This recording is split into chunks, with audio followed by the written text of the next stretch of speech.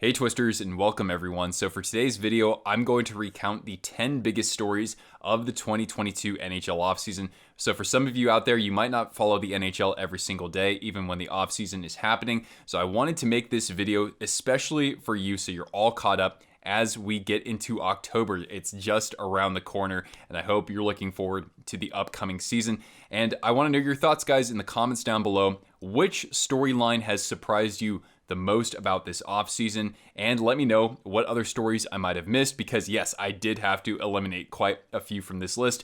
They all pertain to mostly free agency, trades, the NHL draft, coaching and GM moves, and that sort of stuff. So without further ado, let's get started. I think the biggest storyline this offseason has everything to do with the Calgary Flames. At least I would start with that, because they remade their top six forward group quite a bit. First of all, Johnny Gaudreau, who had a fantastic season. He finished fourth in MVP voting this past season, scored 40 goals. He was a free agent and he didn't sign in Calgary. In fact, we had no idea that he was going to go to the Columbus Blue Jackets, even though we thought he'd go somewhere in the Eastern Conference. So he signs with Columbus completely out of nowhere.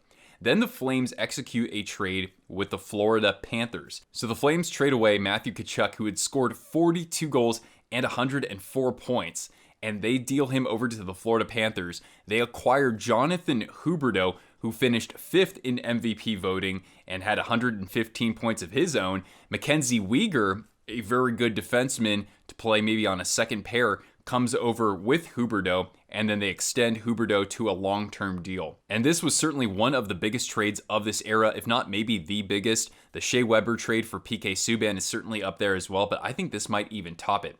Then on top of this, the Calgary Flames also signed Nazem, Kadri, who won a Stanley Cup with the Colorado Avalanche. He had a career-high 87 points in Colorado this past season and was excellent in the Stanley Cup playoffs, putting up 15 points in 16 games. So dramatic changes in Calgary, and we'll see if they can really become a true Stanley Cup contender this next season. Stories number 2 and 3 feature a couple of teams who've been out of the playoffs for quite some time. So we'll start with the Ottawa Senators. They've been rebuilding for about 5 years. They have some great young talent, and in the offseason, they pulled the trigger on a couple of big acquisitions. So the day of the draft, they dealt a package of 3 good draft picks to the Chicago Blackhawks, and they acquired winger Alex DeBrincat, the 24-year-old who just scored 41 goals this past season. That is the second time in his career. And then in free agency, this was something that we did expect to happen. Claude Giroux was signed to a 3-year deal. Of course, the longtime captain of the Philadelphia Flyers,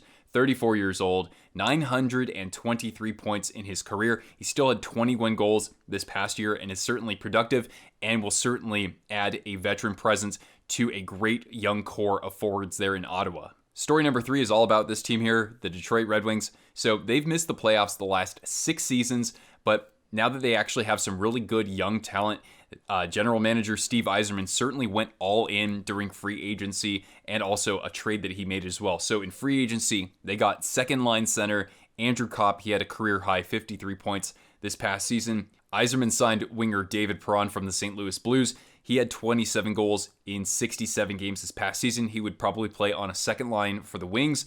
Then Yzerman also signed Dominik Kubalik, another winger who could probably play on the third line. He had 15 goals this past season, and just 2 seasons prior, he actually had 30. And then in addition to that, Yzerman stabilized the back side a little bit, getting defenseman Ben Chiarot, previously of the Panthers and the Canadiens, and the Red Wings certainly needed some help there because they had one of the league's worst defenses this past season.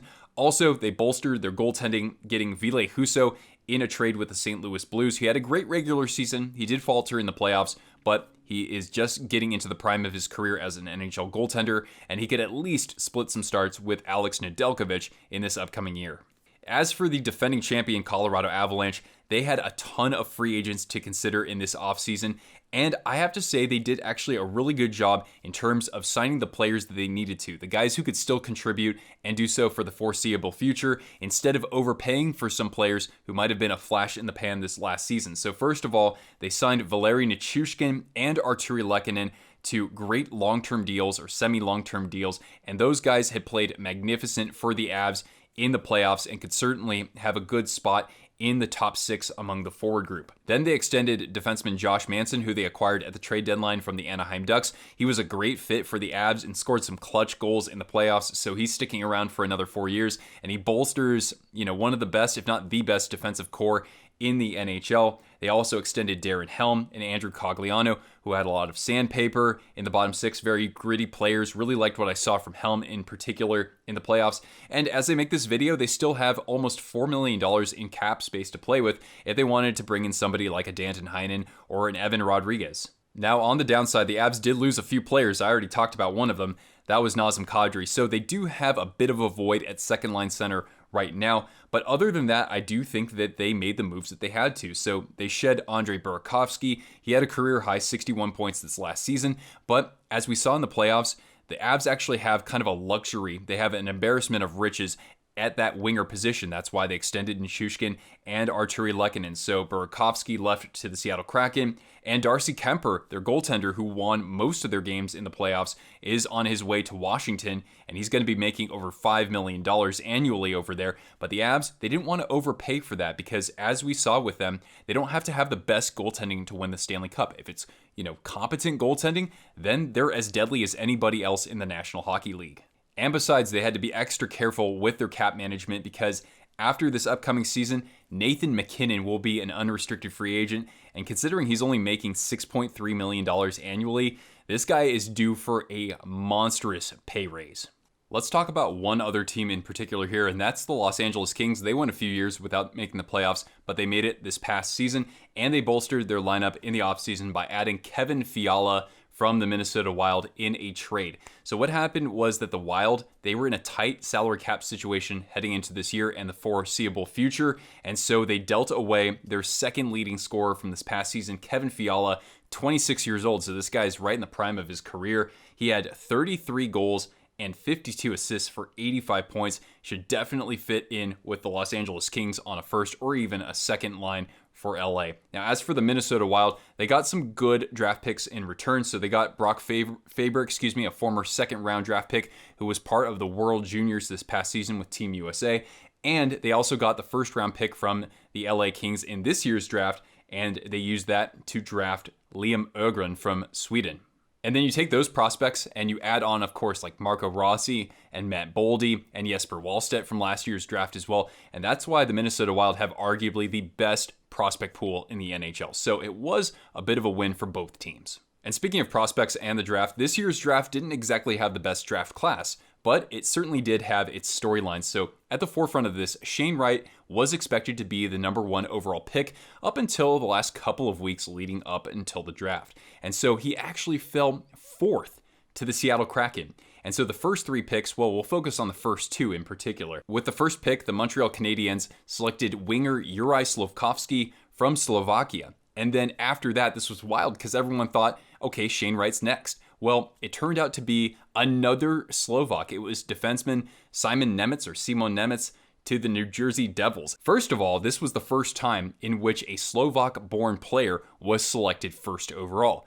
And it was just the second time in which 2 players from the same European country were drafted first and second overall. So the other time that happened was in 2004 with Alexander Ovechkin and Yevgeny Malkin. And to be honest with you, I'm not sure if we'll ever see 2 Slovaks going number 1 and 2 again, but maybe I'll be wrong. For story number 7, I'm going to focus on the coaching carousel, right? Lots of coaches were fired or resigned. And so the biggest one I would have to say was Barry Trotz. He was fired from the New York Islanders at the start of their offseason, which was back in May.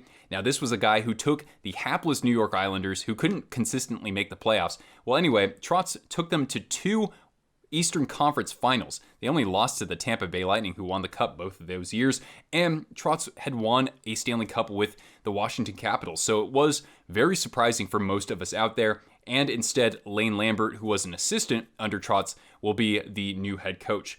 Now, the Boston Bruins fired Bruce Cassidy, who took that team to a Game 7 in the Stanley Cup Final in 2019. He was replaced by Jim Montgomery, who last coached the Dallas Stars. Now, Dallas replaced their most recent head coach, and that was Rick Bowness, with former Vegas Golden Knights head coach Peter DeBoer, who was also fired in this offseason. And as for Vegas, well, they brought in Bruce Cassidy, formerly of the Boston Bruins. Everybody got that?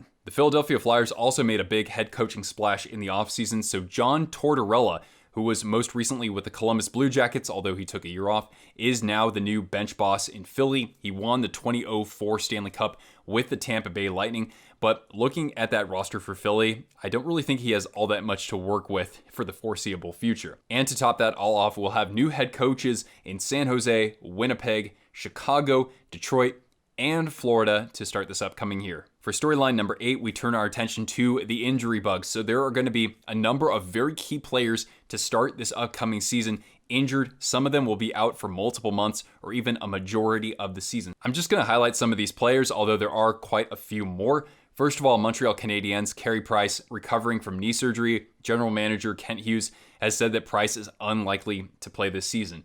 Carolina Hurricanes, they acquired Max Pacioretty from the Vegas Golden Knights in the offseason, and he's expected to miss a majority of the season with an Achilles injury. For the Vegas Golden Knights, Robin Lehner, their goaltender, is going to miss the whole season with a hip injury, and certainly the injury bug is affecting some teams that could contend for a playoff spot or get back into the playoffs this upcoming season. For the Florida Panthers, Anthony Duclair, over 30 goals this past season. He also has an Achilles injury. He's going to miss a majority of this season. The Boston Bruins will definitely start the season behind the 8 ball, even though they brought back Patrice Bergeron and David Krejci after a year off. Well, this sucks because they're going to be without Brad Marchand with a hip injury and Charlie McAvoy with a shoulder injury. Those guys could return in late November or early December. For the Washington Capitals, things are going to get dicey for them as well. Nicholas Backstrom is out indefinitely. They brought in Dylan Strome as an option, as an alternative at the center position. Also, Tom Wilson could be out at least until December. And for the Tampa Bay Lightning, Anthony Cirelli, with a shoulder injury, is going to miss about half of the season. I have 2 more storylines. This next one is definitely on a more somber note. Earlier this month, the hockey community lost a beloved Edmonton Oilers superfan and just a tremendous little kid, Ben Stelter, a 6-year-old who battled glioblastoma, which accounts for 15% of all brain cancers. And he fought through that for a whole year, more than a year, through multiple surgeries, radiation and chemotherapy, at just 6 years old. He spent this past season attending Oilers games, and so he got to participate in their pregame skate. He got to hang out in the locker room and make friends with Connor McDavid and Leon Draisaitl and other players. And actually, he was a good luck charm because the team won 10 straight games at one point with him in attendance. Now, when the Oilers would win, his dad Mike would record a video of him, and Ben would say, "Play La Bamba, baby." And the reason why he would say that is because a longtime Oilers equipment manager, Joey Moss, he passed away in 2020 from complications of Alzheimer's. And that same year, Colby Cave, an actual Oilers player, died as the result of a brain hemorrhage. So the last couple of years have been tragic for Oilers fans and the community there. But the support, the outpour, the love that the community showed upon Ben's passing was certainly humbling, I would have to say. NHL teams posted their condolences on social media, and some teams even posted photos with a hockey stick outside of their locker room, or other personalities in the community did that. That's symbolic when somebody in the hockey community has passed away. There was a great illustration from a sand artist as well of Ben, and I also saw this illustration, this little comic on Twitter shortly following Ben's passing, and that one nearly brought me to tears.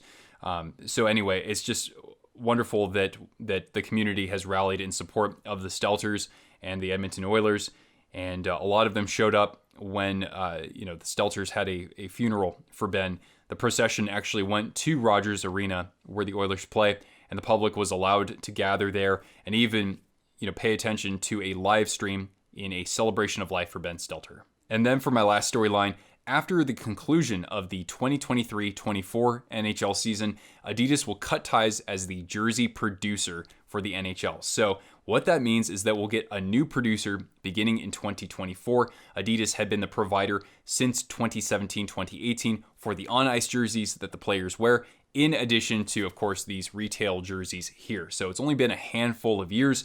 Reebok was the previous provider, and so we're going to see if Nike takes over, as they have for a number of professional sports leagues, or maybe CCM, who used to be the provider up until the mid-2000s. We'll see if they have an opportunity to come back. But of course, it will be interesting to see how the actual retail product changes and how different that is from the baseline product, which is supplied by Fanatics. Anyway, everybody, let me know your thoughts in the comments down below. What has surprised you the most about this NHL offseason? Which other big stories did I miss? Comment down below and stick around. We're going to be providing you all sorts of coverage throughout the offseason with predictions and previews, in addition to all sorts of great content throughout the season as well. Thank you guys so much for tuning in. Make sure to smash that thumbs up, subscribe if you haven't already, and see the video description if you want to follow me on social media or contribute with a donation. I also accept super thanks. I appreciate you guys tuning in. I'm Nick. I'll catch you Twisters later. Ciao.